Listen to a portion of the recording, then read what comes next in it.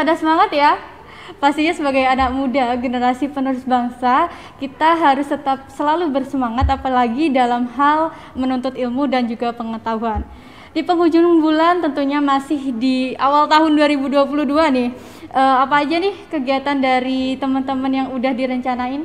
Mungkin masih ada yang lagi pusing ya nyusun skripsi, ada yang lagi ikut lomba-lomba, dan mungkin ada yang pengen mandiri secara finansial dengan cara memulai usaha baru. Nah, buat kamu yang berkeinginan untuk memulai bisnis atau lagi mengembangkan bisnisnya, pas banget nih podcast kali ini kita akan membahas tentang kewirausahaan tentunya, bagaimana cara membangun sebuah ide bisnis, bagaimana menumbuhkan jiwa kewirausahaan, dan tentunya bagaimana meningkatkan kreativitas dan juga inovatif. Oke, kali ini kita sudah kedatangan dua narasumber nih. Ada Mbak Engel atau biasanya Mbak Angel ya sebutannya, sebagai owner dari Goldie Outfit, dan juga telah hadir juga bersama kita Mas Taufik sebagai owner dari bisnis furnitur ya Mas ya, dan juga co-founder dari aplikasi Ide Jualan. Dan Mas Taufik ini juga founder dari Yachtpreneur ya Mas ya, betul. Oke, jadi memang Mbak Angel ini punya usaha di bidang fashion gitu ya, dan Mas Taufik ini punya usaha di bidang furnitur gitu ya Mas ya. Oke, boleh nih ceritain sedikit ke teman-teman nih, gimana sih cara Mas dan Mbak sekalian untuk menemukan ide bisnis? Mungkin dari Mbak Angel dulu. Oke. Kalau dari aku sendiri, awal nemuin Goldie Outfit itu sebenarnya nggak langsung dapet ya. Murni karena dari dulu aku emang coba-coba terus, usaha apapun itu aku coba, mulai dari kuliner, terus sama fashion tapi yang bukan just alias di bidang lain kayak stock lot gitu. Nah terus endingnya karena dari beberapa pencarian aku itu kurang menghasilkan lah, dan banyak jatuhnya juga. Nah ketemu nih kok lagi hits ini ya, tren bisnis online, marketplace gitu-gitu kan. Nah baru dari situ aku bingung nih mau jualan apa tapi. Nah kebetulan kan Goldie Outfit sendiri itu usaha sama pasangan ya. Nah dari aku mikirnya bisnis online oke ya gitu kan. Terus habis itu dari pasangan juga nemuin ide, kok jas aja apa ya, kan orang mikirnya siapa sih yang mau beli jas, siapa sih yang jualan gitu-gitu, kan masih sedikit tuh dulu. Nah dari situ kita coba, dan alhamdulillah sampai sekarang bisa jalan dan menghasilkan. Jadi memang dari awalnya itu pencarian jati diri dulu gitu ya Mbak ya, gimana sebenarnya bisnis apa yang pas nih buat dijalanin gitu kan. Mungkin ya memang teman-teman seperti yang dah disebutin Mbak Angel, memang dari awal itu beliau mencari dulu nih, gagal dulu nggak masalah ya Mbak ya, nggak masalah. Gagal dulu nggak apa-apa teman-teman, kita cari terus. Tapi kegagalan itu bukan sesuatu yang bikin kita down ya Mbak, bukan. Down mungkin ada ya, ya pasti ada. Cuman kan gagal itu bukan menjadi alasan untuk kita nggak mencoba lagi nih ya kan. Ya, karena mental pengusaha itu harus banting-bantingan. Banting tulang banget ya Mbak ya. Oke, untuk Mas Taufik sendiri gimana nih Mas, muncul pertama kali ide bisnis di furnitur dan juga aplikasi Ide Jualan ini Mas? Sama kayak Mbak Angel ya, kurang lebih banyak nyoba dulu. Dari awal kuliah semester 1 tuh ikut MLM, pernah buka les bimbel, terus ayam geprek, banyak lah. Ya sama lah, mungkin bagi para pembisnis untuk bisa berhasil tuh bisnis pertama itu agak susah ya. Mulai gagal rugi, dan akhirnya kalau furnitur sendiri itu melihat terdekat Mbak, karena saya dari Blora, potensi kayu jati di Blora sangat besar, bahkan penyuplai kayu jati terbaik di Indonesia itu ada di Blora. Akhirnya saya fokus, ini ada kayu jati di Blora, yaudah saya fokus gimana untuk menghasilkan uang dari potensi daerah. Jadi seperti itu untuk furnitur. Untuk Ide Jualan itu berhubung dengan masalah. Jadi ketika pandemi, di pertengahan pandemi di Mei 2020 itu ya sebagai pebisnis mungkin Mbak Angel juga ngerasain gimana persaingan bisnis sangat ketat, semua betul. yang offline ke online, biaya iklan sangat mahal, yang sebelumnya nggak pernah iklan semua iklan, yang sebelumnya offline semua online. Disitulah kami melihat satu kesempatan. Jadi banyak orang, mungkin Mbak sendiri pernah lihat teman-temannya nggak pernah jualan, akhirnya jualan di pandemi. Mereka jualan sepatu dan sebagainya karena melihat mereka nggak bisa kerja lapangan atau libur kuliah. Akhirnya kami bikin platform perantara antara supplier dan reseller. Jadi orang yang pengen jualan jadi reseller, orang yang punya bisnis jadi supplier, naruh produk di platform kami. Nah, jadi emang karena ada masalah dan kesempatan terjadilah di jualan. Jadi seperti itu. Jadi memang dari kedua narasumber ini memang memanfaatkan peluang ya teman-teman, di mana ada masalahnya dan peluangnya ada nggak sih? Nah, ketika peluang itu ada dan mungkin lebih berpotensi ya, disitulah mereka memilih untuk switch gitu. Dan apa sih Mbak yang menjadi pertama kali pertimbangan nih dalam mengambil bisnis di bidang itu? Fashion ya. Kalau pertimbangan sih sebenarnya basicnya aku emang suka fashion, tapi emang dari awal kan coba-coba. Betul. Nah, semakin kita ngejalanin bisnisnya itu, muter-muter terus, aku jadi ngerasa loh, aku juga ternyata ada passion di sini ya. Jadi kayak itu tuh timbulnya pas udah menjalani gitu. Betul.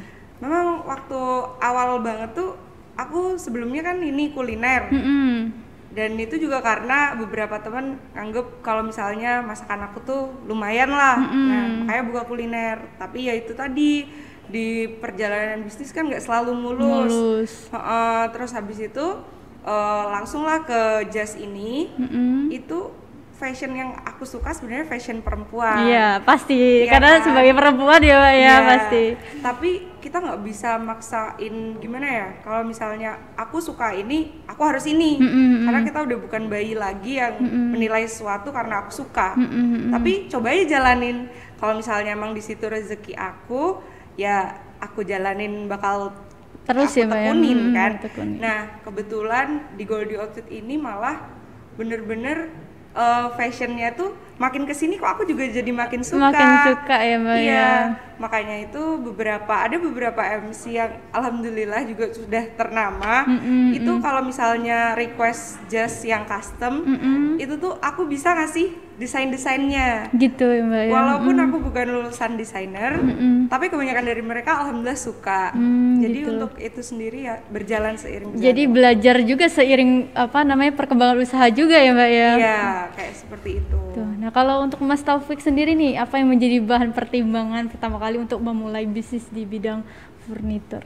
Kalau di bidang furnitur, karena emang saya melihat di Blora itu salah satu kota di Jawa Tengah yang termiskin. Termiskin ya Mas Iya, ya. termiskin. Jadi saya melihat sebenarnya potensi di Blora itu potensi di kayunya, tapi banyak tidak bisa mengelola potensi daerah. Itu yang pertama. Yang kedua itu saya melihat satu bisa dibilang termasuk nasionalismenya tinggi, Mbak. Saya semua beli pasti Indonesia. Di topi, baju, semua Indonesia kecuali kayak HP dan mungkin smartwatch Indonesia belum bisa bikin yang bagus ya.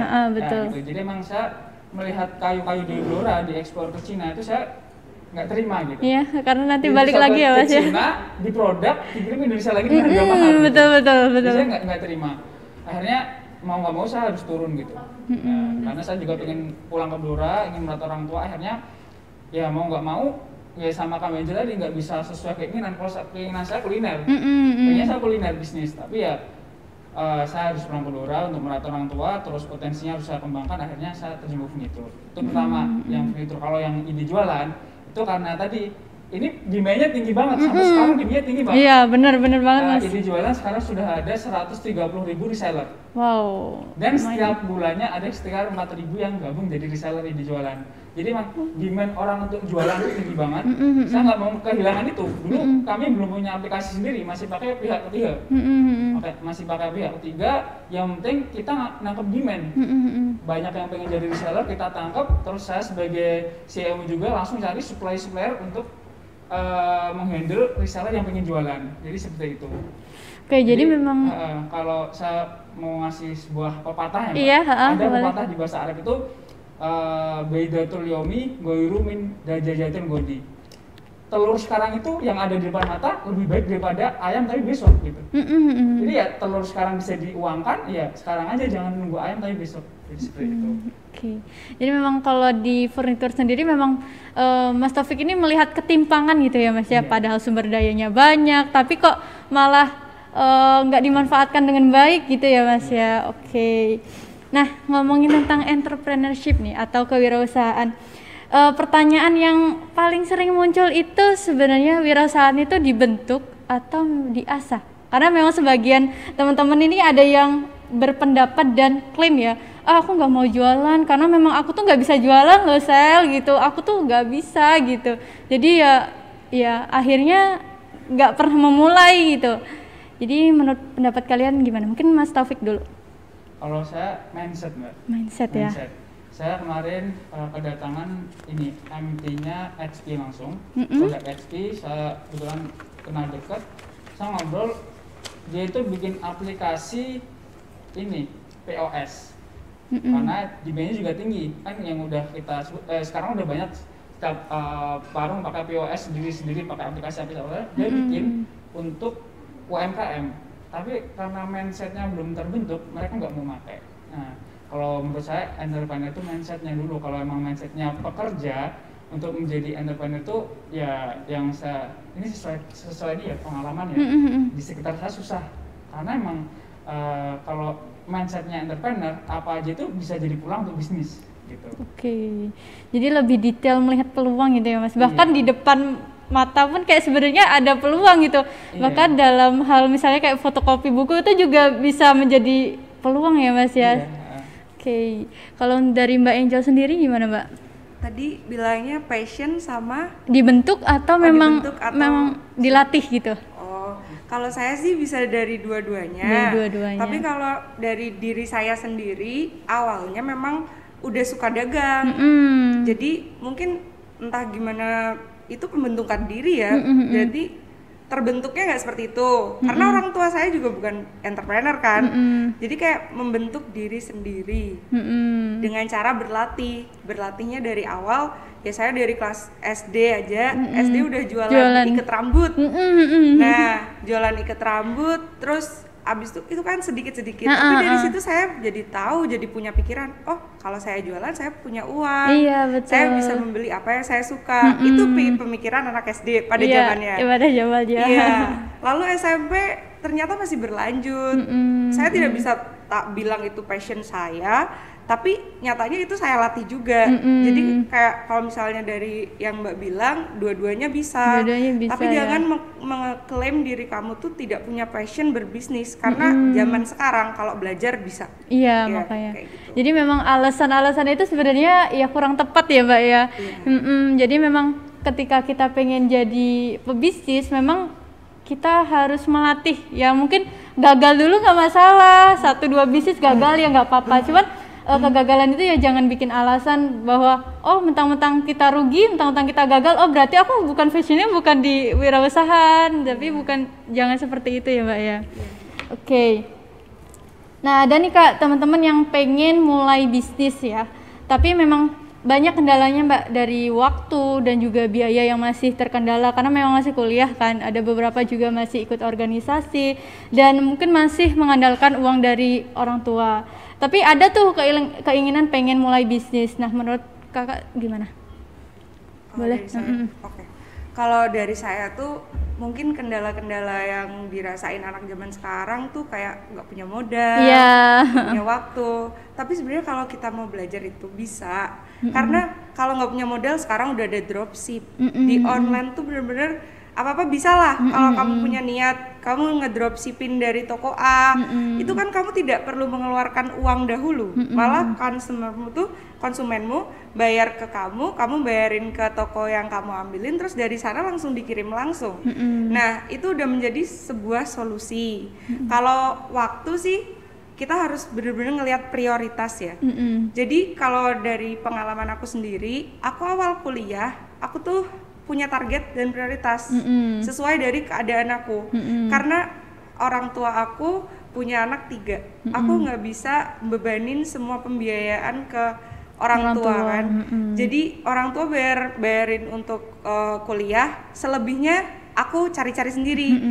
Contohnya nih, kalau misalnya mau kreatif aja ya, kayak sebenarnya tapi awalnya dari ini sih, harus kayak kepepet dulu kalau dari aku sendiri. Karena awalnya itu rumah aku kan jauh dari UMY, lumayan lah. Nah, aku pengen ngekos nih, tapi aku nggak punya uang. Dari papa aku juga tidak mengizinkannya, lebih ke karena ekonomi kan. Tapi di situ aku mikir gimana caranya aku ngekos gratis. Nah, itu aku nge-marketingin salah satu kos baru di daerah UMY, dan itu anak-anak di kos itu pada aku masukin di situ semua, dan endingnya ownernya ngasih aku 1 kamar gratis buat aku. Jadi aku nggak bayar di situ. Nah, seperti itu ya. Terus pokoknya tuh semua dijalanin aja. Kalau kamu mau belajar, kalau kamu tahu targetmu apa, prioritasmu apa, ya bakal jelas kamu jalannya. Pertama tujuan, target, prioritas. Untuk organisasi, kalau misalnya kamu ikut organisasi, tapi ya namanya manusia nggak boleh maruk ya. Nggak boleh semuanya tuh diikutin, diiniin. Nah, balik lagi, kamu lihat prioritas kamu apa, tujuan hidup kamu apa. Kayak gitu, kalau aku sendiri seperti itu. Oke, jadi memang harus tahu prioritas diri dulu gimana gitu, tujuannya mau kemana gitu ya, Mbak ya. Nah, kalau untuk Mas Taufik sendiri gimana nih? Apa tadi? Nah, mungkin teman-teman yang pengen berbisnis tapi banyak kendala waktu, biaya gitu, Mas. Belum lagi mau organisasi gitu. Iya. Kalau itu saya ambil hukum Pareto, Mbak. Jadi kita dalam hidup itu ada hukum Pareto, ada 20% yang mempengaruhi 100% kehidupan kita. Nah, saya udah analisis di semester pertama, saya fokus, jadi saya pengen kumlot. Udah belajar maksimal, tapi mungkin udah bawaan saya itu kurang baik, kurang bagus akademis, baca suka ngantuk dan sebagainya. Kalau saya sampai akhir kuliah fokus belajar, saya nggak kumlot dan nggak punya apa-apa. Oke, di semester 2 saya ambil keputusan, saya akademik jalan tapi nggak ngejar kumlot. Saya langsung telepon orang tua, Pak, Bu, saya nggak bisa janjiin kumlot, tapi saya akan kasih prestasi yang lain gitu. Jadi seperti itu. Jadi saya fokus, aku nggak bisa di akademik, harus yang lain. Yang lain itu apa? Organisasi sama entrepreneur. Jadi waktu itu aku entrepreneur bener-bener ada yang dikorbankan. Aku masih ingat pelajaran bahasa Inggris aku tinggalin gara-gara ngurusin kebun. Dulu aku masih di Nilam waktu lomba itu. Aku tinggalin kuliah karena itu. Tapi gini, aku punya prinsip kuliah tetap lulus tepat waktu. Walaupun nilainya jelek. Ada beberapa emang aku bolos kuliah dan sebagainya itu ada. Cuman prinsip aku nggak yang mundur lulusnya atau sampai DO, enggak. Tetap tanggung jawab ke orang tua. Jadi emang kalau aku ya semuanya ada risikonya. Jadi gini, aku fokus kelebihanku itu lebih ke organisasi dan entrepreneur. Kalau aku fokus ke akademik, organisasi nggak dapet, entrepreneur nggak dapet, akademik B aja gitu. Tapi alhamdulillah dengan aku fokus ke organisasi dan akademik, aku dulu dapat penghargaan The Best Sociopreneur di UGM, dapat mahasiswa berprestasi karena entrepreneur, dan itu ya ketika wisuda yang kumlot 70%, yang dapat mahasiswa berprestasi cuman 5% gitu. Aku masuk di 5% dan orang tua saya bangga. Nah, jadi kalau emang banyak alasan masih kuliah dan sebagainya, saran saya lihat potensi diri. Kalau kamu bagus di akademik, seriuslah kuliah, jangan entrepreneur nggak apa-apa, tapi belajar entrepreneur. Lulus baru gas, karena akademik yang bagus, yang pintar, dia bisa percepatannya lebih tinggi. Iya, betul. Tapi kalau kayak saya, akademiknya jelek, udah daripada belajar nggak bagus, akhirnya langsung fokus ke entrepreneur gitu. Jadi fokus keahlianmu apa, fokusnya di situ. Kalau emang harus dikorbankan, dikorbankan. Saya korbankan kuliah dan akademik saya gitu. Oke, jadi memang kita harus banyak pertimbangan ya teman-teman. Kita harus tahu potensi diri kita seperti apa, dan ketika kita memilih tujuan hidup kita juga harus tahu resiko apa. Kita harus tahu apa yang harus kita korbankan gitu ya Mas ya Mbak. Oke, dan selama berbisnis nih, apa sih suka duka yang Mbak dan Mas rasakan ini sejauh ini ya Mbak ya? Boleh dari Mbak Angel dulu. Kalau dukanya sih lebih ke masuk pas kuliahnya aja kali ya Mbak. Nah, kalau dukanya itu awal jelas aku nggak pernah hangout sama teman, jarang banget, karena ya itu tadi aku harus ngejar aku gimana caranya aku punya uang. Karena mungkin teman-teman aku yang lain mungkin udah ekonominya udah bagus lah. Nah, tapi di sini aku harus berjuang lah. Jadi aku korbanin itu, bener kata masnya tadi juga, harus ada yang kita korbankan kalau kita menginginkan sesuatu gitu kan. Betul. Nah, aku korbanin ya itu tadi, mungkin lebih ke dukanya aku jadi jarang punya temen yang luas gitu. Karena aku jarang hangout, jarang nongkrong. Bahkan pernah aku tuh karena diajak nongkrong tapi aku nggak punya uang nih, aku tuh sehari sebelumnya kayak yang cuci motor orang dulu. Itu tuh pernah aku lakuin, dan mungkin itu menjadi kenangan yang bahwa wah aku dulu seperti ini tapi aku tapi aku bangga kayak gitu. Aku menjalani itu halal kan, jadi it's okay kan. Nah, dukanya kayak gitu. Terus mungkin kalau lebih ke masuk ke ranah bisnisnya, dukanya ya pas lagi turun. Gimana caranya kita pusing-pusing nih mikir naikin gitu-gitu kan. Pas pandemi kemarin kayak gitu. Terus kalau untuk sukanya sih jelas waktu ini ya menuai mungkin ya. Tapi ya juga aku belum bisa ngomong aku udah menuai secara maksimal. Nah, kalau aku sendiri udah, kalau sukanya itu ya aku sekarang di usia 22 tahun, alhamdulillah aku sudah bisa menggelar pernikahanku dengan tidak membebankan orang tua, bersama pasangan aku, terus sama sudah bisa memiliki rumah sendiri, pribadi, kendaraan, dan itu sudah cukup terbayarkan, sudah cukup menjadi suka buat di saat perjuangan aku. Kayak kalau inget itu aku jadi semangat lagi buat kerja kan, seperti itu, buat nerusin bisnisnya, ngembangin bisnisnya lagi, seperti itu. Luar biasa ya, di umur 22 tahun teman-teman udah bisa beli rumah sendiri, udah menggelar acara pernikahan dengan biaya sendiri ya. Luar biasa Mbak, tapi memang harus ada yang dikorbanin ya Mbak ya. Pasti ya. Tapi ketika duka itu ada, ketika kita inget-inget lagi tuh sukanya apa tuh jadi semangat, udah agak sedih-sedih lagi ya Mbak ya. Oke, kalau dari Mas Taufik sendiri seperti apa Mas? Suka dan dukanya? Kurang lebih sama ya. Mungkin banyak dialami seorang entrepreneur, duka dan sukanya. Dukanya pasti rugi, gagal, ditipu ya. Saya menang lomba yang di UGM itu saya ditipu Mbak, 50 juta hilang. Wow, stres banget tuh pasti Mas. Iya, ditipu sama partner. Jadi emang partner bisnis itu menurut saya emang screening paling awal di situ. Kalau kita belum ada uang, partner masih oke-oke aja, tapi kalau udah profit itu kelihatan tamaknya gitu. Ditipu 50 juta pernah. Terus saya awal, jadi gini Mbak, saya dulu, jadi gini, kalau seorang entrepreneur itu emang punya prinsip pokoknya lulus kuliah MBC, bobi carane ya. Aku nggak mau minta uang orang tua lagi gitu. Serius, aku nggak mau minta orang tua, pokoknya harus bisa hidup. Udah aku ambil prinsip itu, akhirnya serius.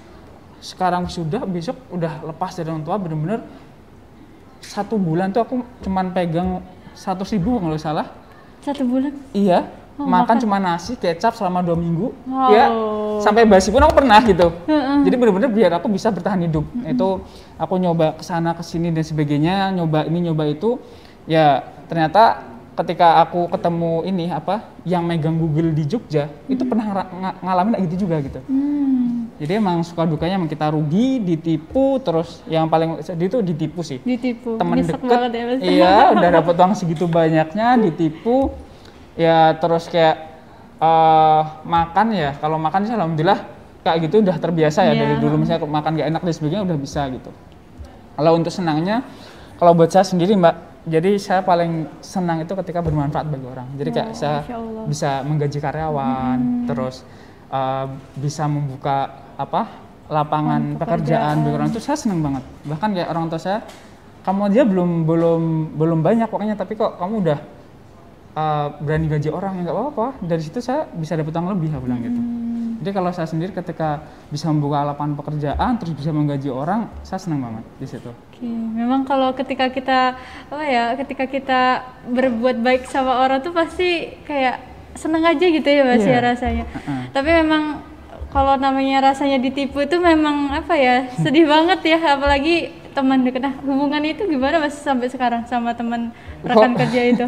Apakah tetap baik-baik saja atau malah ya nggak komunikasi lagi gitu? Kalau saya sih udah mengikhlaskan ya, karena gini, ketika saya gagal di situ, saya lebih percepatannya lebih tinggi lagi gitu untuk membangun yang baru. Karena kan habis itu hilang semua tuh. Iya, lenyap Hilang dalam semua. sekejap ya Mas. Iya, udah penyuluhan kemana-mana, udah presentasi kemana-mana untuk investasi bisnis itu dan tipu akhirnya bangun dari nol lagi gitu. Mulai dari nol Tapi lagi. kalau untuk hubungannya sekarang nggak tahu sih ya, nggak bisa ya, nggak tahu kenapa.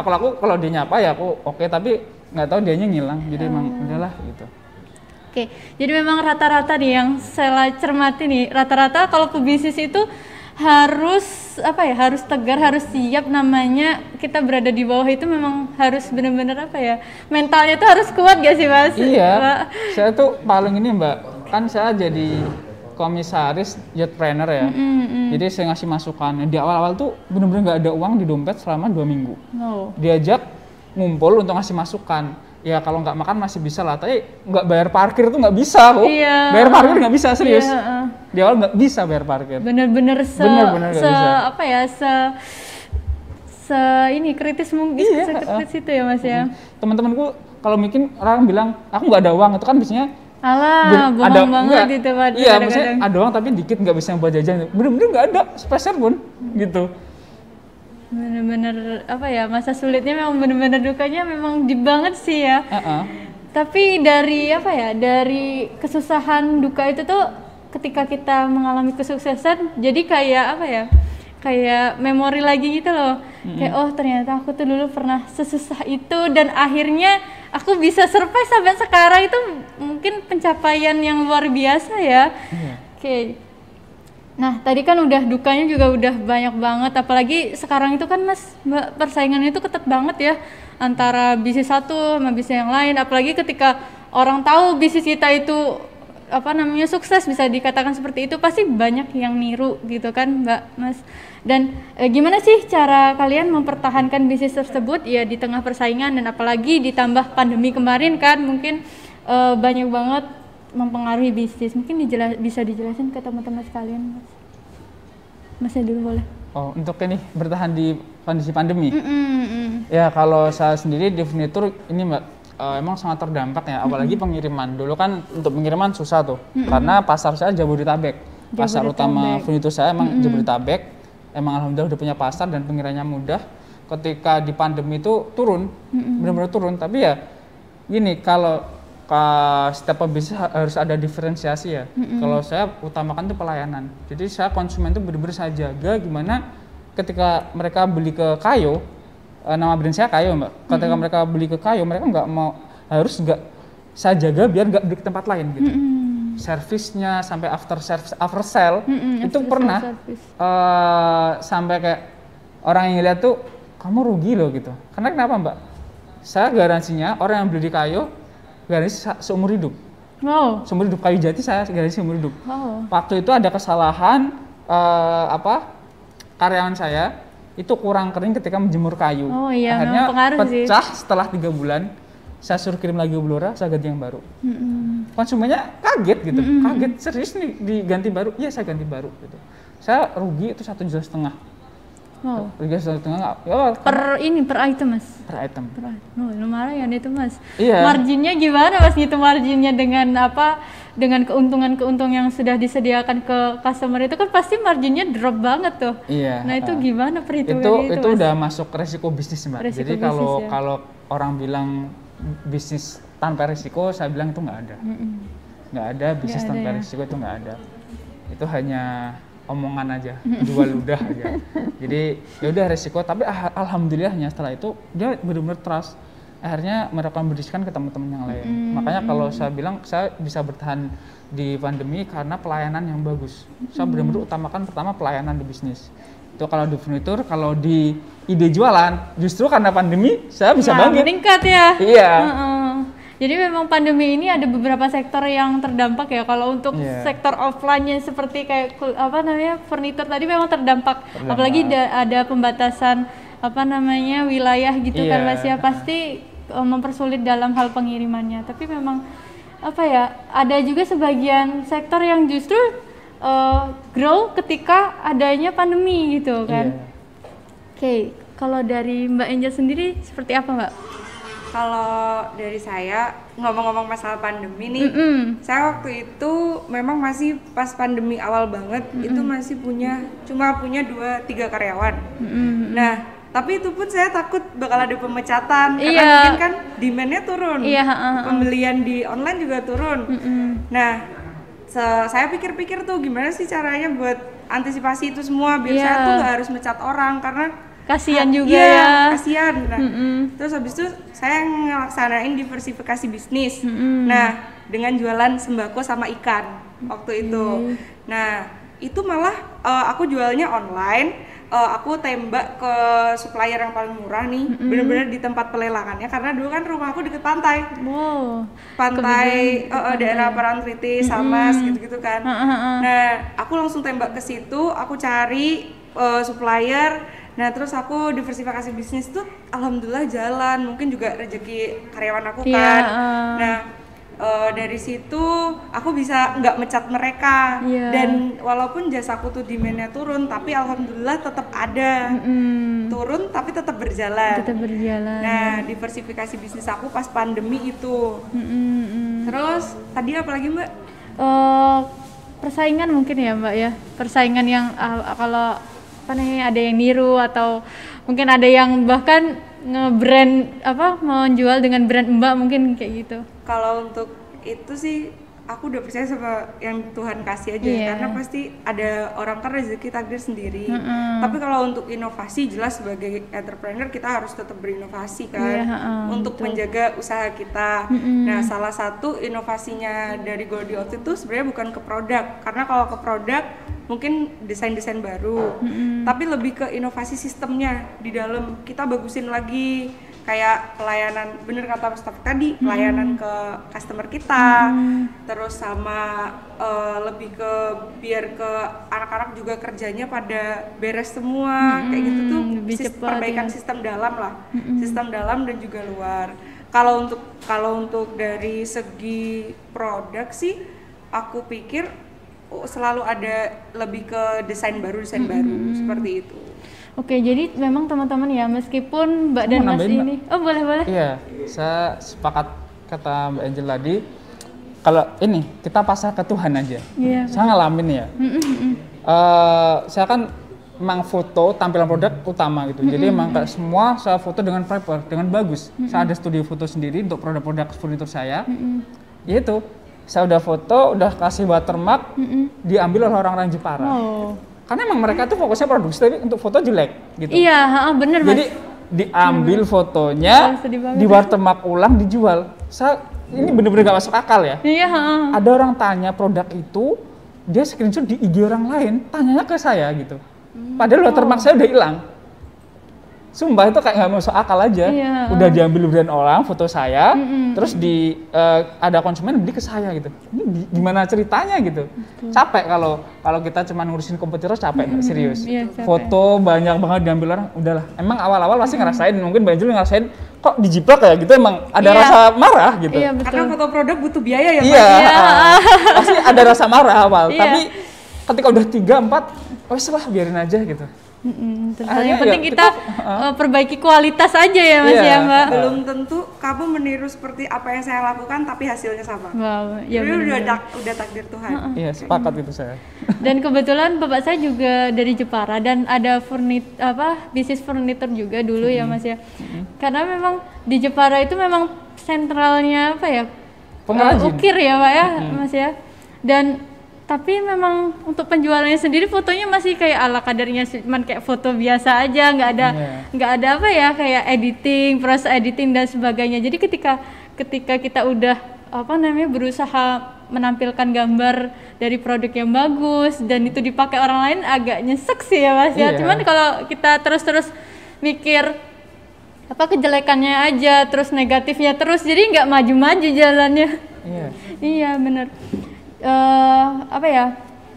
Jadi memang ya teman-teman, meskipun Mbak dan Mas ini berbisnis di mungkin sektor produk, tapi tetap ya pelayanan ke customer itu memang juga harus diperhatikan. Jadi kita nggak sekedar menjual produk saja, kita nggak sekedar menjual produk yang bagus dan mungkin unik daripada yang lain, tetapi kita juga harus menjual apa ya, servisnya tuh juga harus baik seperti yang dikatakan Mas Taufik tadi, juga after sale service-nya juga harus dijaga, pelayanan ke customer-nya juga harus baik, dan itu mungkin menjadi alasan Mbak dan Mas ini bisa survive ya Mas ya di pandemi ini.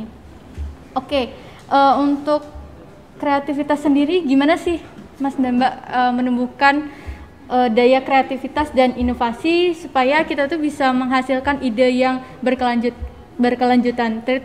Treatment apa yang udah dilakukan? Apakah untuk memunculkan inovasi dan kreativitas itu harus butuh healing gitu, atau harus diskusi dengan tim, atau yang seperti apa Mbak? Sumbernya itu dari mana sumber kreativitasnya?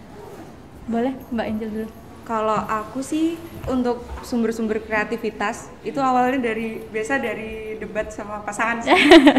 Tapi debatnya itu bagusnya, jadi kita tahu ada beberapa sisi dari kita, dan itu banyak, ada yang positif, ada yang negatif. Jadi kayak luas gitu loh. Dan kalau aku sama pasangan dalam membangun Goldie Outfit ini, itu tuh kalau kita berani berargumen dalam perdebatan, kita harus punya dasar. Iya, betul. Makanya itu keputusan yang keluar itu benar-benar bagus gitulah, berdasar lah. Nah, dari situ kan berdebat-debat kan opini dua orang pasti berbeda ya. Iya. Nah, di situ dari timbul jadi ide-ide baru. Nah, kalau untuk selain sama pasangan tuh, aku juga sering evaluasi sama timku. Kalau sekarang kan Goldie tuh udah punya manajemen. Nah, jadi kayak aku kumpul sama manajer sama kepala divisinya. Itu buat kayak gimana di divisi kalian, ada problem apa, butuh solusi seperti apa. Nah, lebih ke ngobrol sama tim itu juga iya. Jadi dari sama partner juga iya, sama tim juga iya. Terus kalau untuk healing tuh sebenarnya ini ya, nggak semua orang punya healing yang sama ya. Iya. Kalau dari Goldie Outfit sendiri mungkin healingnya lebih ke jajan ya. Jadi sama tim tuh kalau misalnya kita rapat di kantor terus kan pusing ya Mbak. Jadi kayak udah kerja di kantor, ini di kantor. Nah jadi kadang aku sebagai owner ngajakin jalannya tuh lebih ke kayak makan, jajan, sate kambing, apa-apa gitu-gitu kan. Nah, nanti di situ kita bisa ngobrol santai, bisa ngobrolin kerjaan dengan cara yang lebih nyaman. Iya, betul. Nah, seperti itu. Kalau kreativitasnya muncul mungkin dari situ kali ya. Lebih ngobrol aja. Lebih ke diskusi ya. Jadi Iya, memang bener.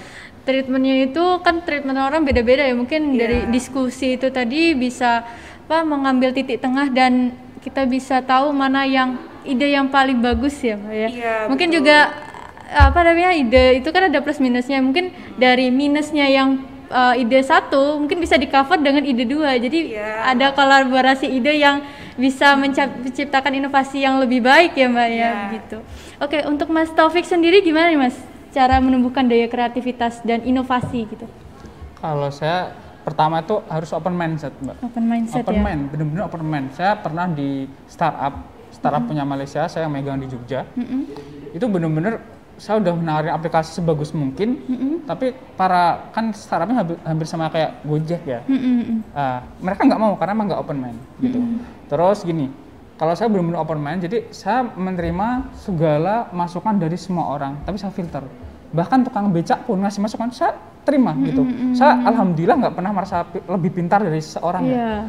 Ada orang masuk yang bilang, masa gini, saya terima. Karena saya pernah merasa goblok banget. Satu, serius gini, di tahun 2016, saya ke Madura.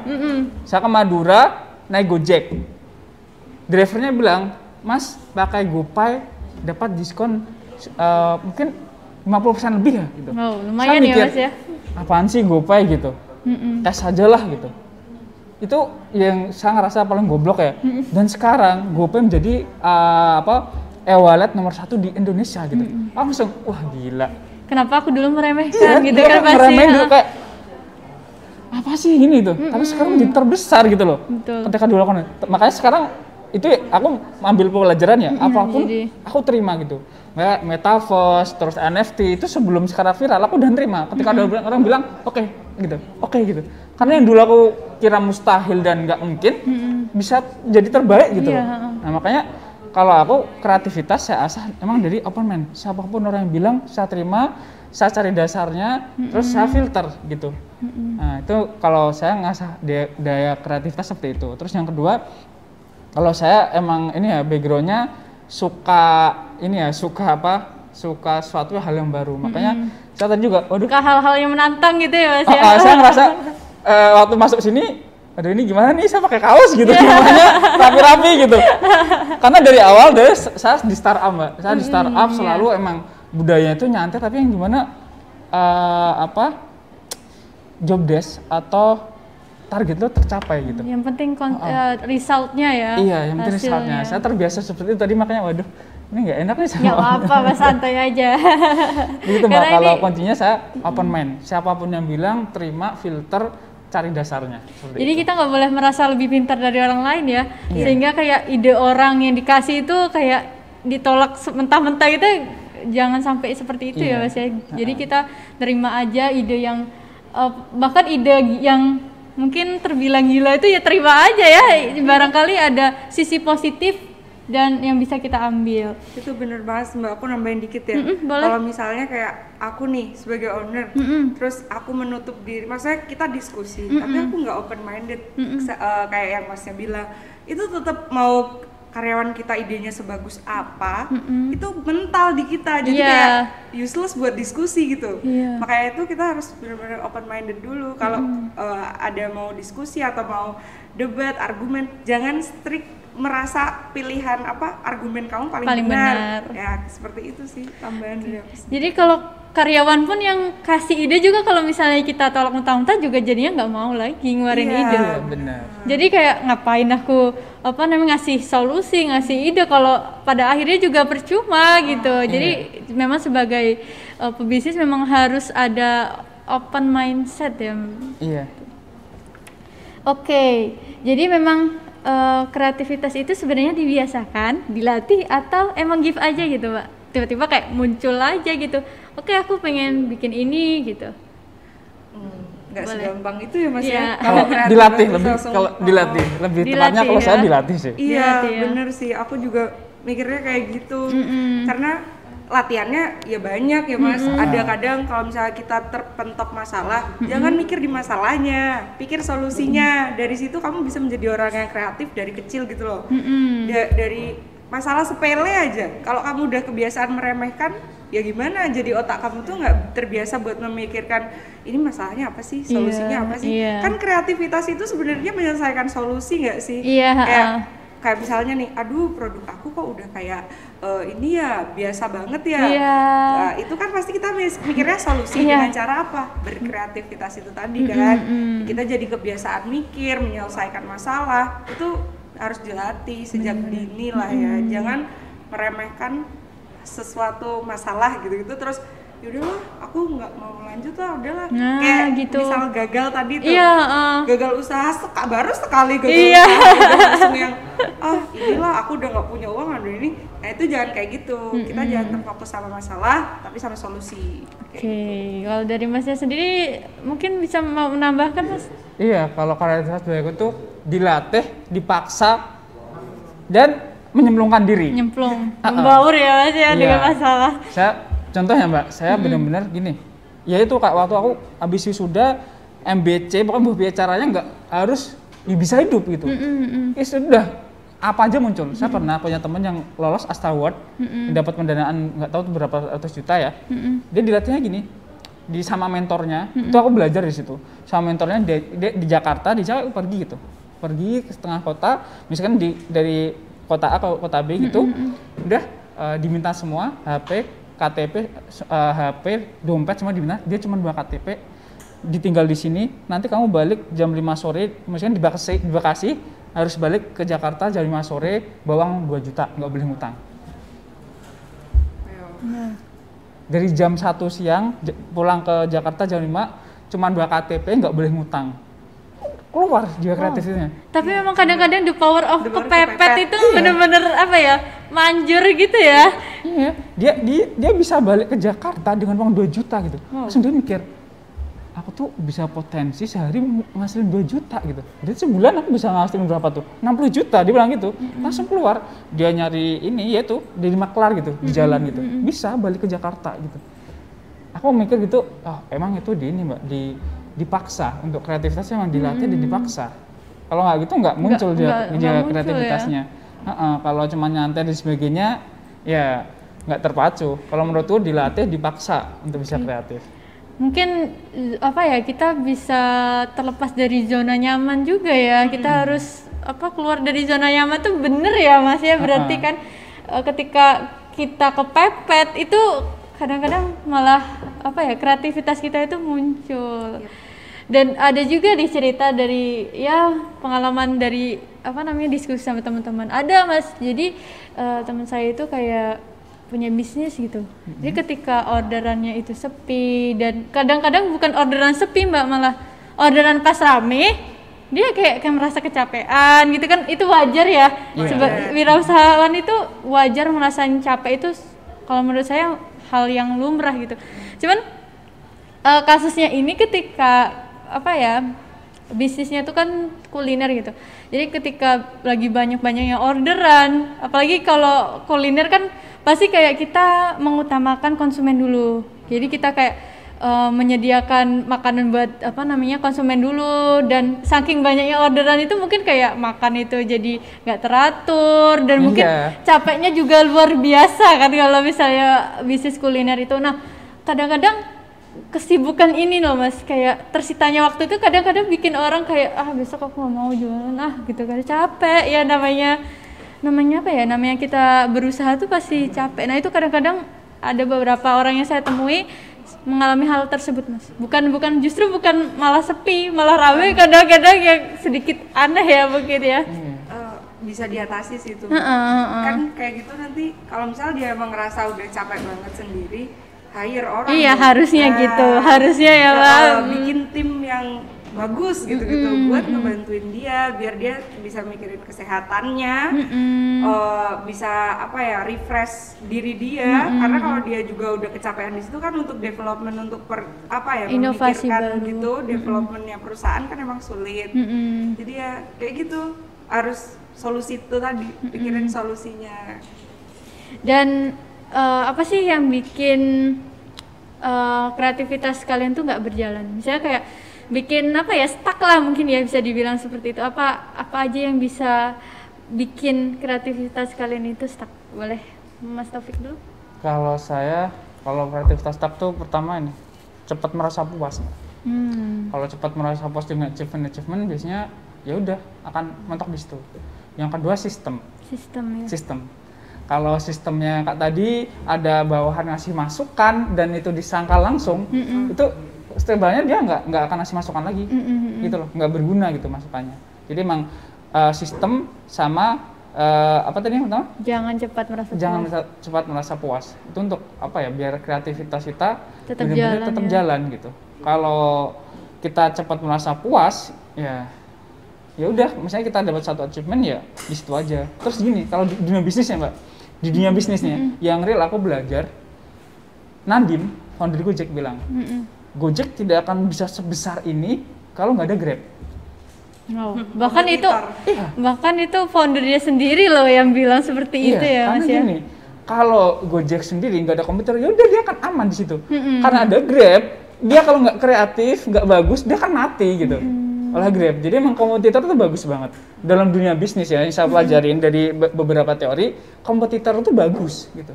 Selama kita bisa mengimbangin. Kalau nggak mati tapi. Jadi emang Nadim bilang kalau saya nggak ada Grab, Gojek nggak akan sebesar ini dan sepesat ini dia untuk berkembang gitu. Jadi kompetitor dalam bisnis itu memacu kreativitas. Gitu. Kalau dari Mbak Angel sendiri gimana Mbak? Kalau aku udah kayak misalnya kreativitas bakal mati kapan gitu ya. Ya kalau dimana orang itu udah nggak mau belajar, nggak mau men-challenge dirinya sendiri, nggak mau ngelihat lingkungannya, kayak kompetitor itu tadi juga termasuk, ya kamu bakal mati dah bisnisnya ya. Emang benar-benar emang harus ada yang men-challenge diri sendiri gitu kan. Seperti jadi itu memang yang bikin stuck kreativitas itu, yang bikin apa ya, mematikan kreativitas itu ya dengan apa ya, cepat merasa puas tadi. Dan kompetitor ternyata ya teman-teman nggak apa ya, yang selama ini kita persepsikan kan kompetitor tuh selalu negatif ya, selalu apa istilahnya mengancam profit kita ya. Tapi sebenarnya dengan adanya kompetitor itu justru kita lebih semangat lagi gimana caranya bisnis kita tetap survive meskipun ada kompetitor yang muncul. Jadi inovasi-inovasi itu muncul lagi, ada lagi apa produk-produk terbaru, desain terbaru gitu ya teman-teman. Nah, last but not least, boleh nih Mas dan Mbak kasih tips ke teman-teman yang mungkin baru mau mulai berbisnis atau yang sekarang itu udah berbisnis dan lagi masa pengembangan bisnisnya. Boleh dikasih tips ke teman-teman sekalian, Mbak? Mas, Mbaknya dulu aja.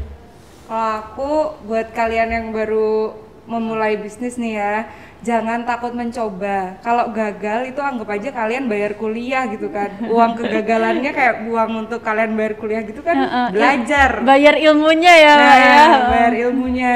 Terus jangan stuck di zona nyaman. Karena kalau keadaan tuh bisa berubah sewaktu-waktu, jadi kalian harus siap gitu-gitu. Terus juga pokoknya jangan gampang menyerah deh. Kalau emang kalian punya niat jadi pengusaha, mental kalian harus kebentuk. Benar-benar kayak gitu. Mentalnya harus kuat gitu. Karena di atas pasti ada challenge yang lebih besar, masalah yang lebih besar lagi. Jangan fokus masalah, fokus solusi. Wow. Oke, Mas Taufik boleh kasih tips ke teman-teman? Ya, kalau dari aku, saya mau apresiasi dulu. Apresiasi untuk apa? Ini tadi Mbak? Creative Planner Festival. Yang mau dibikin tadi di Creative Space. Creative Space ya. Kalau boleh balik mahasiswa, aku pengen jadi mahasiswa lagi gitu. Iya. Karena dulu nggak ada wadahnya. Gitu. Aduh, nggak ada wadahnya. Saya jujur Mbak, saya dulu di startup, saya ngantor di Jogja itu ada co-working space di Antologi. Saya di sana selama 2 tahun. Saya kenal yang megang Google Jogja sama Fantastic Jogja, karena emang di situ di co-working space itu emang pembisnis pada di situ, dan saya mencari circle-nya di situ gitu. Saya kenal banyak circle. Terus sekarang saya punya kantor sendiri gede di Maguwarjo, tapi saya masih di jadi gini, saya seminggu itu mungkin 4 hari saya di kantor saya sendiri, itu gede Mbak, tapi saya tetap nyari networking. Saya ngantor di Blok 71. Blok 71 itu co-working space punya Salim Group. Saya di situ kenal sama yang lain. Ketika ada acara startup saya diundang gitu. Jadi makanya ini kesempatan bagus banget buat mahasiswa. Saya pengen jadi mahasiswa lagi kalau ada creative space ya.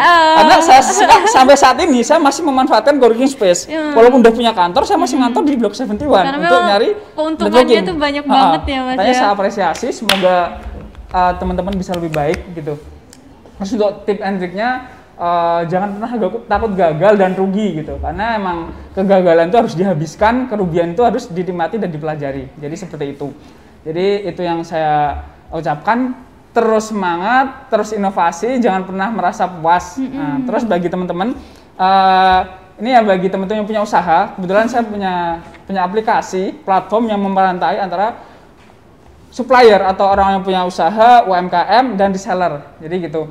Kalau kalian punya produk, silahkan nanti bisa hubungin saya kalau ingin jadi supplier di jualan, karena di jualan memiliki lebih 130 reseller yang siap menjualkan produk-produk teman-teman, yang siap menjualkan produk-produk teman-teman. Kalau punya produk, kalian tinggal listing produk di jualan, reseller yang akan menjualkan free. Kami hanya ada bagi hasil ketika ada penjualan. Jadi seperti itu. Ini sangat memudahkan, mungkin nanti bisa bekerja sama Sabi atau sama Youth Planner yang punya usaha-usaha, kami fasilitasi untuk aplikasinya, kami fasilitasi aplikasinya, kalian tinggal naruh produk, jualan di ide jualan. Nah, terus satu lagi, ini bonus buat mahasiswa UMY ya, bagi kalian yang pengen jualan, tapi nggak punya produk, kalian bisa daftar jadi reseller ide jualan. Khusus untuk kalian saya kasih diskon.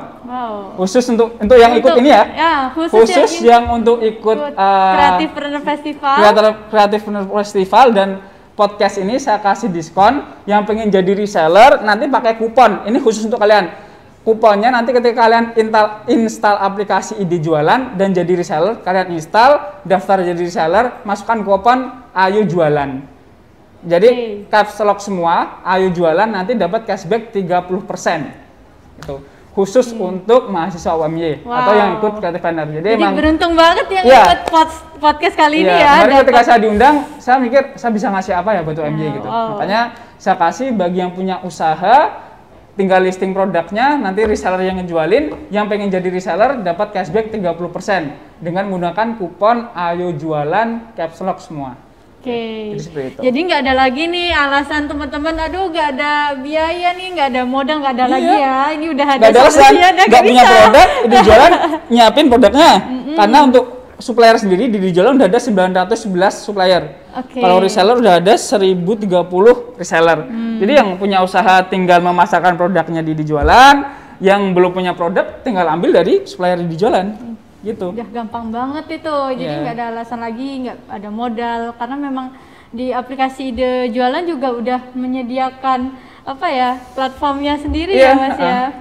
Yang butuh furnitur atau interior rumah bisa langsung order di Kayo. Ya, kalau yang butuh jaket mungkin untuk jas ya Mbak ya, untuk acara-acara resmi bisa ke Goldie Outfit. Nanti kayaknya aku bakal daftar nih. Aduh, boleh tuh kerjasama ya Mbak. Iya. Oke, itu bisa jadi inovasi bagi Goldie Outfit itu Mbak. Oke, teman-teman, kita tadi udah dengar ya penjelasan, sharing-sharing juga sama Mbak Angel, sama Mas Taufik. Nah, sekarang adalah sesi Q&A. Boleh teman-teman yang ingin mengajukan pertanyaan, langsung saja chat di kolom chat atau boleh raise hand ya. Oke, teman-teman boleh chat di Zoom chat atau raise hand aja. Atau langsung ngomong juga nggak apa-apa. Jadi langsung open kamera dan juga open mic ya. Nah, sambil nunggu nih Mbak, Mbak dan Mas juga, aku pengen sedikit nanya nih, karena kebetulan aku juga punya bisnis tuh, jadi pertanyaan pribadi nih. boleh lah ya, sambil nunggu teman-teman ya. Jadi memang sekarang kan aku semester akhir ya Mbak ya Mas, dan itu lagi sibuk-sibuknya skripsi, tapi juga pengen apa ya, ada beberapa kegiatan juga di luar dan juga pengen mulai bisnis nih. Kadang-kadang aku susah banget Mbak, Mas bagi waktunya itu gimana caranya aku nyelesain skripsi tepat waktu yang kayak Mas Taufik bilang kan, gimana caranya juga, tapi aku tuh pengen kayak mulai bisnis gitu loh Mbak Mas, tapi ya masih banyak kesulitannya, mungkin bisa jadi bisa kasih masukan gitu Mbak supaya nggak ada gundah gulana lagi gitu. Lebih ke Mas Taufik sih kan. Iya, tepat waktu. Oh iya, benar Mbak. Boleh Mas Taufik. Itu kalau desa scheduling yang tepat Mbak. Scheduling ya. Karena di semester akhir saya bangun Youth Planner. Bangun Youth Planner itu masih ingat 2 bulan setiap malam minggu saya tidur di masjid kampus. Karena nyiapin plot-plot untuk orang yang jualan di area kampus. Di Amor ya Mas. Iya, di Amor itu. Serius, selama 2 bulan saya tidur malam minggu di masjid kampus. Nggak hangout, nggak ngapa-ngapain, bener-bener bangun Youth Planner itu saya tidur di kampus. Itu waktu skripsi gitu. Jadi kalau tips dari saya biar bisa ngatur waktu, schedulingnya yang tepat, misalkan dari pagi sampai malam itu ditulis skripsi kapan, waktunya berapa jam gitu, misalkan skripsi malam jam 8 sampai jam 10, misalkan malam jam 8 sampai jam 10, udah itu. Yang lainnya misalkan untuk bisnis sore jam 5 sampai fokus sore, nggak usah mikir yang lain. 5 sampai jam 6 sore fokus bisnis, udah bisnis, nggak usah terganggu skripsi. Hilangkan semua skripsi. Malam fokus skripsi, nggak usah keganggu bisnis. Jadi mungkin bisa ditulis scheduling yang tepat, berapa jam aku harus ngerjain ini. Berarti nggak perlu lama-lama juga, yang penting schedulingnya pas ya Mas ya. Iya. Karena kalau kadang-kadang kalau hari ini fokus skripsi aja, kadang-kadang malah saking lamanya durasi mungkin ya, jadi bikin stuck, bikin pusing, jadi langsung kayak sepaneng gitu loh Mbak. Ya bisa juga kan sambil nunggu revisi dari dosen ya Mas, kita bisa kreatif di tempat yang lain gitu, misalnya gitu sih. Iya. Terus ini Mbak, satu lagi masukan, kembali ke hukum Pareto tadi kan kita ada prioritas ya. Saya tuh wisuda gelombang kedua, karena gelombang pertama saya diminta Bu Retno untuk ngisi ketika ada mahasiswa USIM di sini untuk ngisi seminar USIM dengan bahasa Inggris. Saya nggak bisa bahasa Inggris itu. Tapi saya gini, ada 2 pertimbangan. Saya wisudanya gelombang kedua, saya ngisi gelombang pertama. Kalau wisuda menurutku gelombang kedua masih oke, tapi untuk dapat networking Malaysia itu lebih penting dari saya. Iya, bener sih. Akhirnya saya tinggalin yang gelombang pertama, saya kedua karena sampai sekarang saya masih network bagus dengan orang-orang Malaysia karena aku pengen bisnis. Nanti aku ya kali aja buka cabang di Malaysia. Iya, gitu. betul. Kan nggak, we don't know kayak what happen in the future kan. Oke, memang saya juga mengalami yang kayak Mas Taufik bilang ya, dan salah kan sebenarnya kalau manajemen itu semester 7 udah mulai skripsian ya Mbak ya, kalau memang nggak ada yang ngulang gitu kan. Dan seharusnya saya ada semester 7 itu udah skripsian, tapi karena ada ikut lomba PKM kemarin dan alhamdulillah udah juara 2 di PKM kewirausahaan. Dan jadi kayak sebenarnya ada 2 pilihan yang sulit gitu kan, kayak skripsian itu penting tapi masih ada jangka waktu karena kan S1 masih semester 8 kan. Jadi even itu saya nggak ngerjain nggak nyelesain di semester 7 itu masih bisa nyelesain di semester 8 gitu. Cuman kalau kesempatan PKM ini selama jadi mahasiswa itu kesempatan yang luar biasa ya, dan nggak semua orang punya kesempatan yang seperti itu gitu. Jadi ya akhirnya saya milih jalan ya ikut PKM dulu, dan ya qadarullahnya kayak alhamdulillahnya dapat juara gitu Mas. Dan ya itu mungkin mulai yang bagus. Sangat bagus. Dan mulai skripsi lagi di semester 8. Memang kadang-kadang timbul nggak nyesel sih enggak ya Mas, cuman kadang-kadang ngerasa kayak teman-teman apalagi teman-teman yang reguler itu pada cepet-cepet Mas, kayak ada yang udah pada pendadaran, jadi kayak sebenarnya agak resah itu ada, cuman kayak balik lagi nggak apa-apa gitu karena aku udah kemarin itu maksudnya bukan menghabiskan waktu sia-sia gitu loh Mbak Mas. Jadi aku nggak sia-sia waktuku kemarin itu, alasannya itu nggak yang nggak ngelanjutin skripsi karena malas. Bener itu pengalaman pribadi Mbak, ketika itu saya masih inget sih. Jadi saya punya sama teman-teman lah gitu, saya fokus. Ya kan aku nggak bisa bahasa Inggris ya Mbak. Aku belajar presentasi bahasa Inggris lama 1 bulan aku belajar. Tapi kan itu bukan alasan nggak mau belajar kan Mas ya. Iya, aku nggak ngelanjutin skripsi, bener-bener fokus itu. Temanku ada yang nyeletuk, Pek Mbak ya skripsi dulu gitu loh, nanti biar mudah ke depannya cari kerja dan sebagainya gitu. Nah aku enggak, bener-bener aku melihat ada sesuatu yang lebih baik di depan karena aku punya networking ke USIM, masih kontak kan sekarang sama orang Malaysia. Kenyataannya ya, ini kenyataan, temanku yang bilang itu sama masih inget, dia 3 bulan sebelum aku wisuda. Tapi aku masih inget banget dia setahun baru dapat kerja. Aku kan 3 bulan setelahnya wisuda. Aku wisuda bulan ke depan, aku disuruh handle sebuah startup dari Malaysia yang Jogja yang handle. Aku dapat kerjaan duluan, yang wisuda duluan tadi yang ngomong ke aku belum dapat sampai ini 1 tahun. Kayak ya gitu lah. Sebenarnya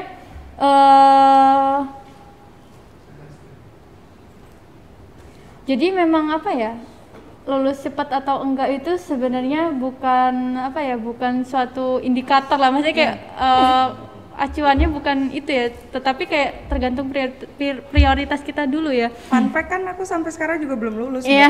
Tapi kan Mbak sudah berhasil ya, masih bisa dikatakan seperti itu. Jadi ketika Mbak lulus nggak bingung gitu. Jadi saya juga ngerasain nanti justru malah khawatirnya itu bukan kapan lulusnya, tapi nanti aku lulus udah ada ini belum ya. Tapi jangan langsung lepas, karena kuliah kan tanggung jawab. Iya betul, jangan dilepasin. Dan kita ada pertanyaan ini Mbak dari Zoom, boleh Mbak Ais langsung open kamera dan open sound.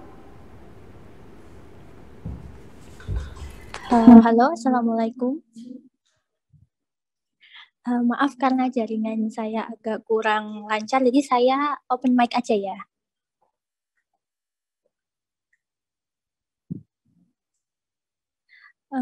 Saya mau bertanya untuk Mas dan Mbak, saat memulai bisnis itu yang dipentingkan lebih dahulu mengejar profit atau mengejar dampak baik bagi masyarakat? Sekian, terima kasih. Wassalamualaikum. Boleh. Mbak Angel dulu, baru nanti mungkin Mas Taufik bisa menambahkan. Pertanyaannya bagus sih ya. Heeh. Tapi kalau aku pribadi sih, aku jelas mengutamakan nyari profit dulu. Gimana sih kita bakal bermanfaat bagi orang kalau diri kita sendiri aja belum terpenuhi? Nah, ketika misal gini deh, kalau misalnya kita punya usaha nih, kalau kita bisa hire karyawan itu udah termasuk bermanfaat bagi orang kan. Nah, jadi aku jalanin dulu, aku puterin sampai perusahaannya punya profit, bisa nge-hire karyawan, itu adalah satu langkah utama buat membantu orang dulu kan. Nah, seperti itu ya. Sisanya ya mungkin ya kalau misalnya membantu orang nggak harus dari ini kan, langsung dari yang usahanya langsung ini. Nah, kalian bisa bantu juga di hal yang lain. Tapi kalau misalnya untuk pilihannya tadi awalnya gimana dulu, jelas aku mikirin profit dulu, usahaku profit, pasti aku bisa bantu orang dari situ. Karena kayak ketika bisnis kita growing itu pasti kita butuh hire orang, dan itu sebenarnya bisa bermanfaat karena kita membuka lapangan pekerjaan gitu. Seperti itu. Kalau dari aku itu. Kalau dari Mas Taufik seperti apa? Sama. Kalau sama, karena fundamental ya. Fundamental bisnis itu profit gitu. Kalau kita udah profit, kita bisa ke yang lain. Jadi emang kalau saya sendiri fokus. Kalau bukan profit itu tuh namanya lembaga itu? Yayasan. Yayasan, serius. Ya, saya bisa menang di Sociopreneur dulu atau di Suprema UGM itu ya karena emang selain sosial jalan, profit jalan. Kalau sosial nggak jalan, kami tetap profit gitu. Makanya saya sendiri benar-benar profit dulu baru bisa bermanfaat di orang lain. Gitu. Jadi kalau memang bermanfaat dulu itu namanya yayasan, bukan bisnis ya. Aku punya satu case sih. Boleh. Ini aku konsulin sama bisnis konsultan aku. Benar-benar terjadi di perusahaan aku ya. Jadi punya perusahaan aku tuh mungkin saking dari pasangan aku juga orangnya royal banget ke karyawan. Itu tuh dia selalu pengen ningkatin gaji, padahal gaji kita udah di atas UMR nih. Selalu pengen ningkatin gaji atas dasar memang kinerja karyawan baik, misalnya seperti itu kan. Tapi dari bisnis konsultan aku sendiri tuh bilang bahwa itu tuh salah. Kita kalau misalnya mau ngasih bonus nih, itu tuh lebih ke mau kasih uang lebih, jangan dinaikin gajinya, tapi bikin bonus reward buat kinerja karyawan yang bagus. Karena nggak, kalau kita naikin gaji itu sama rata kayak gitu kinerjanya ya Mbak ya.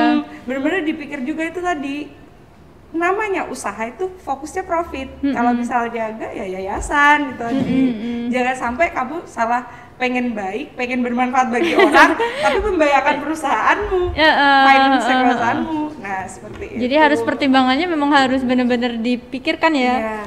Nah, teman-teman, ini pertanyaannya dari chat dan juga dari live. Untuk yang di chat sudah ada belum? Oh, ada ini dari Zoom ya, langsung udah ada yang raise hand. Oke, Mbak Nita Training sih, boleh langsung open video dan open kamera dan juga open mic.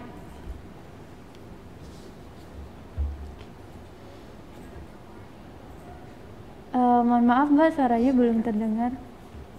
Belum terdengar ya? Ada, sudah. Assalamualaikum warahmatullahi wabarakatuh. Saya mau tanya ini ke Mbak-Mbak dan juga Mas-Mas ya tentang pendapat tentang green business. Jadi apakah bisnisnya itu akan diarahkan green business ke depannya atau enggak?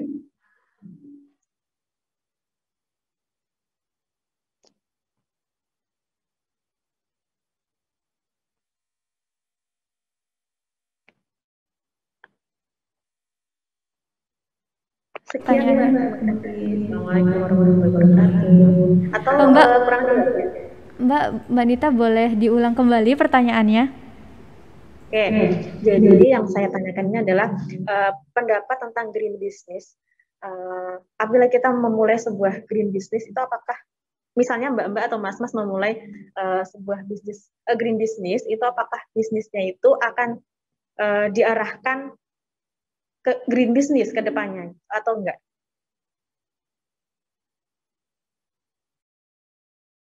Green business apakah nantinya bakal mengarah ke situ atau tidak? Green business yang dimaksud seperti apa ini? Tuh, green business yang dimaksud seperti apa, Mbak Nita?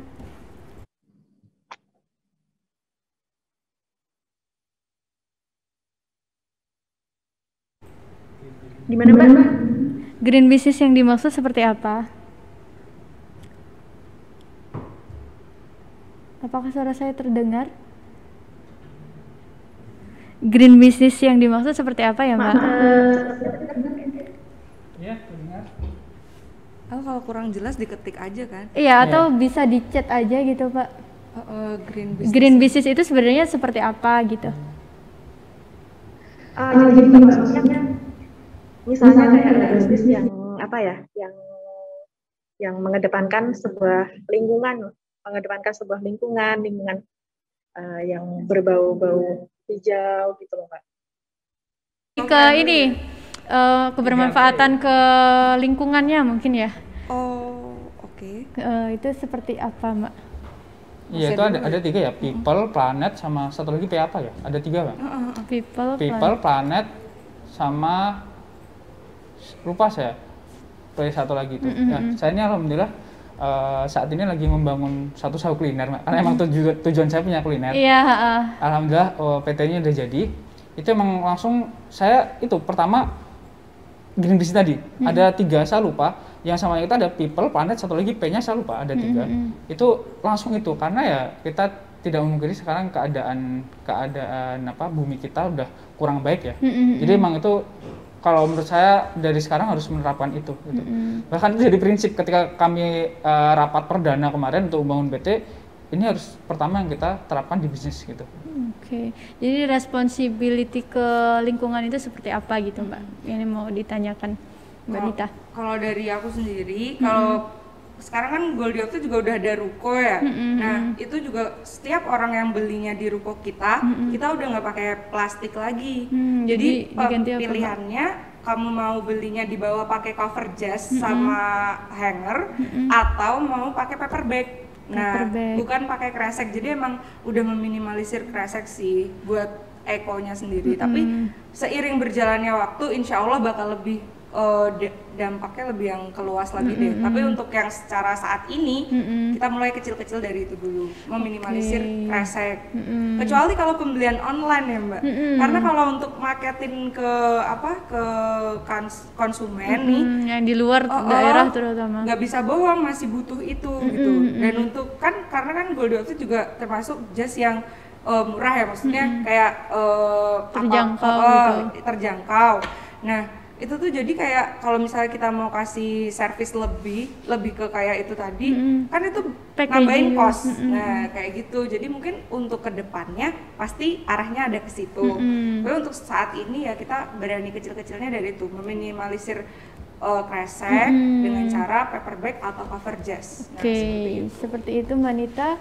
Selanjutnya udah ada pertanyaan lagi nih dari Umar Al-Wafi. Oke.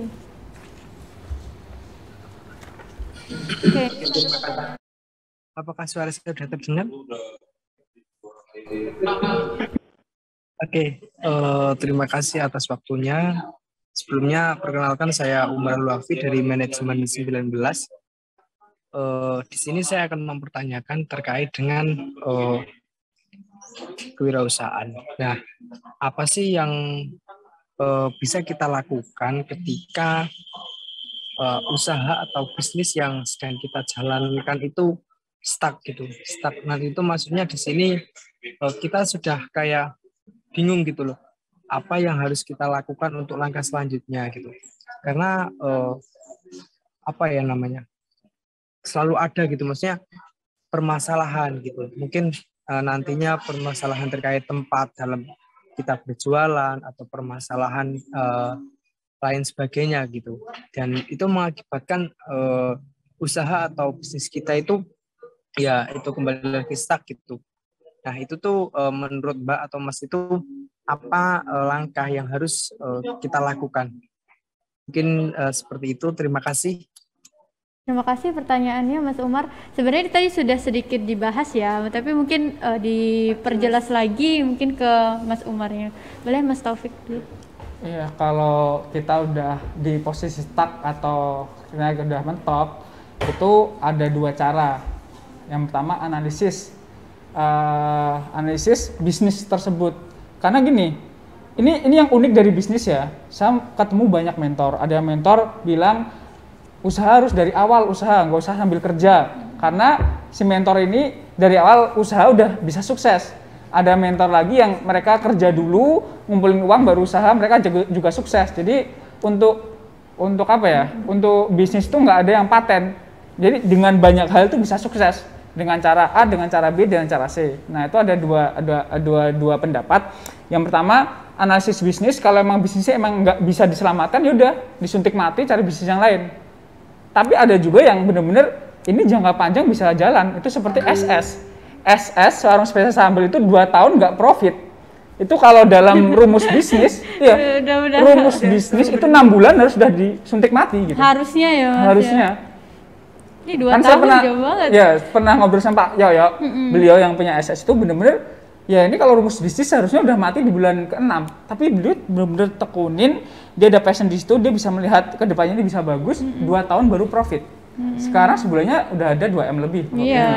Nah, jadi seperti itu. Seperti saya di Kayo sendiri, saya ada apa ya? Ada visi dan misi untuk pulang ke Blora untuk ngembangin. Saya serius saya bangun tuh dari akhir kuliah. Itu benar-benar pernah karena saya nggak punya uang Mbak, buat makan aja nggak bisa. Website saya nggak bisa bayar domain, hilang websitenya, dan bangun dari awal lagi. Saya pernah ngerasain sedih banget. Udah terbangun karena nggak bisa bayar, buat makan aja nggak bisa. Bangun dari awal website itu. Nah, saya pernah di startup dan lain-lain tuh Kayu tetap saya openi gitu. Tetap saya openi sampai benar-benar bisa karena ada visi di sana.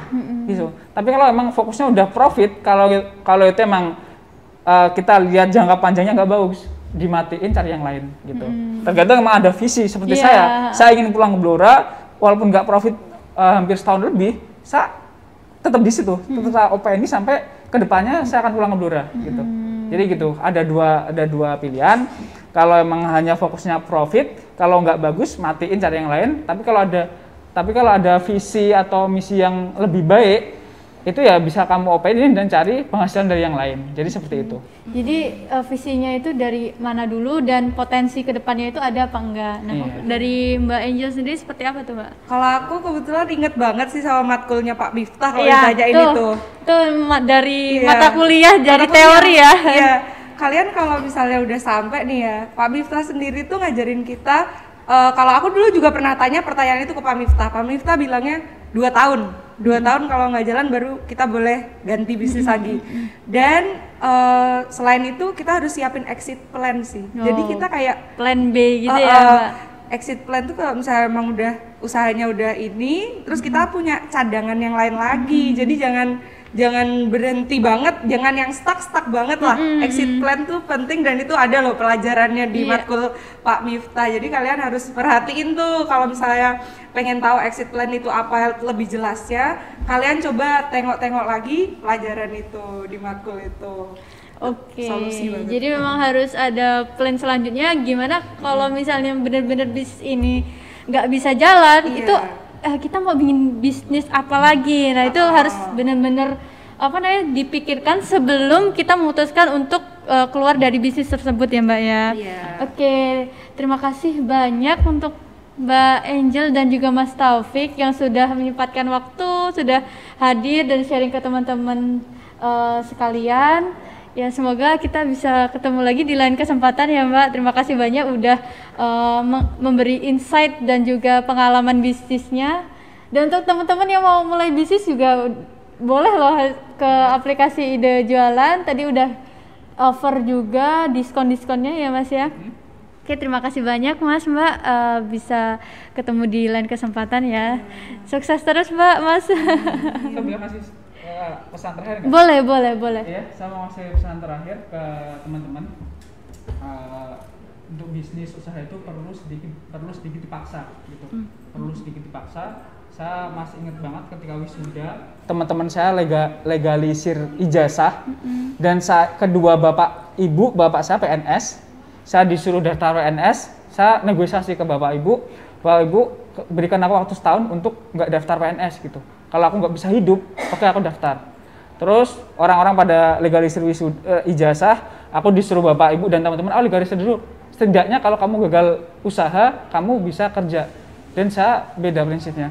Saya prinsipnya saya nggak legalisir ijazah, biar kalau nggak ada pilihan harus berhasil. Kalau gagal mati gitu. Jadi kayak saya menyemplungkan diri, Mbak. Saya nggak kalau udahlah legalisir nanti kan kalau gagal bisa kerja gitu. Enggak.